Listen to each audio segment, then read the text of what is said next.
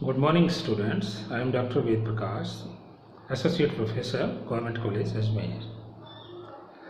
अनुबंध के अंतर्गत हम जो अध्ययन कर रहे थे वो था प्रस्ताव के संबंध में कि प्रस्ताव किसे कहते हैं, प्रस्ताव के संबंध में वैधानिक नियम या लीगल प्रोविजंस क्या है, या प्रस्ताव करते समय हमें किन किन बातों का ध्यान रखना चाहिए।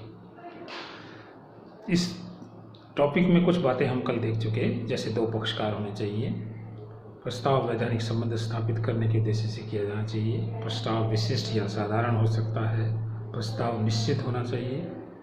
उसी कड़ी में हम ये भी कह सकते हैं प्रस्ताव सकारात्मक या नकारात्मक होना चाहिए। सकारात्मक प्रस्ताव का मतलब है जब हम किसी कार्य को करवाने के लिए किसी व्यक्ति को प्रस्ताव देते हैं। नकारात्मक प्रस्ताव वो प्रस्ताव होता है जिसमें सामने वाला व्यक्ति कोई कार्य करने जा रहा है और हम उससे ये कहते हैं कि ये कार्य ना करे, तो कार्य को रुकवाने के लिए भी प्रस्ताव किया जा सकता है। इस तरह के प्रस्ताव को नकारात्मक प्रस्ताव कहते हैं। तो प्रस्ताव सकारात्मक या नकारात्मक, पॉजिटिव या नेगेटिव हो सकता है। इसी तरह से प्रस्ताव स्पष्ट या गर्भित भी हो सकता है। स्पष्ट प्रस्ताव वो प्रस्ताव होता है जो साफ तौर पर बोलकर या लिखकर किया जाता है, और गर्भित प्रस्ताव व्यक्ति के आचरण और व्यवहार से नजर आता है और उसके व्यक्ति के व्यवहार से सामने वाला समझ जाता है कि सब ये व्यक्ति प्रस्ताव करने जा रहा है। इसी तरह से प्रस्ताव का कम्युनिकेशन होना चाहिए जब प्रस्ताव उस व्यक्ति की जानकारी में आ जाए जिसको कि प्रस्ताव किया गया है। प्रस्ताव के संवहन का कोई भी तरीका हो सकता है, कोई भी माध्यम हो सकता है। Communication of medium of communication कोई भी हो सकता है। हम प्रस्ताव लिखित में दे सकते हैं, मौखिक तौर पे दे सकते हैं, आचरण या व्यवहार से दे सकते हैं, टीवी से दे सकते हैं, समाचार पत्रों से दे सकते हैं, विज्ञापन दे करके दे सकते हैं। किसी भी तरीके से हम अपने मैसेज को दूसरे व्यक्ति तक पहुंचा सकते हैं। उसमें मीडियम या संवहन के माध्यम का कोई ज़्यादा रोल नहीं है। इसी तरह से प्रस्ताव के साथ अगर हम कोई शर्त लगाना चाहते हैं, वो भी उसका संवहन भी साथ ही जरूरी है। प्रस्ताव के साथ प्रस्ताव की विशिष्ट शर्तों का संवहन बहुत ही जरूरी है। प्रस्ताव दूसरे पक्षकार को उत्तर देने के लिए बाध्य नहीं करने चाहिए। इसके बारे में हम कल बात कर चुके हैं, इसको रिपीट नहीं करेंगे। टेंडर जो होते हैं, जो कि जारी किए जाते हैं कार्य करवाने के लिए विभिन्न संस्थाओं के द्वारा अखबारों में, टेंडर जो है वो प्रस्ताव जो है वो प्रस्ताव या स्थायी प्रस्ताव हो सकते हैं।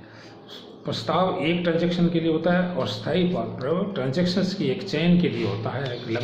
एक अवधि में जितने भी सौदे किए जाते हैं उन सब के लिए हो सकता है। तो टेंडर प्रस्ताव या स्थायी प्रस्ताव कुछ भी हो सकता है। दो चीज़ों को प्रस्ताव हम नहीं मानते हैं। किसको प्रस्ताव नहीं मानते हैं? एक तो प्रस्ताव करने की इच्छा या भावनाओं को हम प्रस्ताव नहीं मानते हैं। अगर कोई व्यक्ति दूसरे व्यक्ति को ये अपनी कोई इच्छा प्रकट करता है, बताता है कि भाई मैं ऐसा करने की सोच रहा हूँ, मैं अपना मकान बेचने की सोच रहा हूँ, इसके लिए अगर इतना रुपया मिल जाए तो मैं मकान बेचने पर विचार कर रहा हूँ, तो इसे हम प्रस्ताव नहीं कहेंगे। ये क्या है? Intention to put a proposal है। प्रस्ताव करने की इच्छा मात्र है। जिस तरह से नीलामी के लिए हम विज्ञापन देते हैं अखबारों में, नीलामी का विज्ञापन भी क्या है? प्रस्ताव करने की एक इच्छा मात्र है। प्रस्ताव का निमंत्रण जो है उसको भी हम प्रस्ताव नहीं मानते हैं।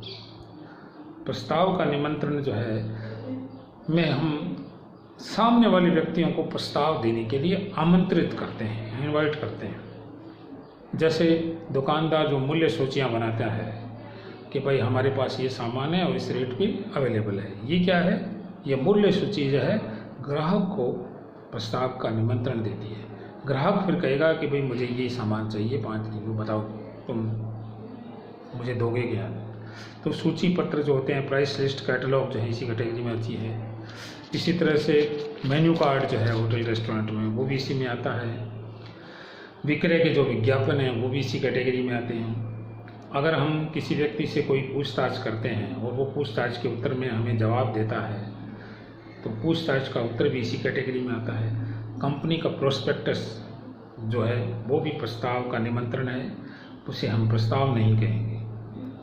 इसी तरह से बीमे का विज्ञापन जो है या एजेंट के द्वारा हमें मोटिवेट किया जाता है कि बीमा करने के लिए, उसको भी हम प्रस्ताव नहीं मानते हैं।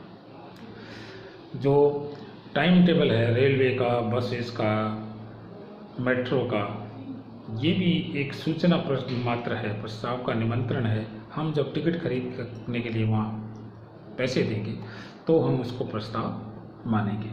इसी तरह से जब कोई संस्था उसके यहाँ वैकेंसीज है, उनके लिए विज्ञापन देती है, रिक्त पदों के लिए आवेदन की सूचना देती है, तो ये भी प्रस्ताव का निमंत्रण ही होता है, इसको हम प्रस्ताव नहीं कहें।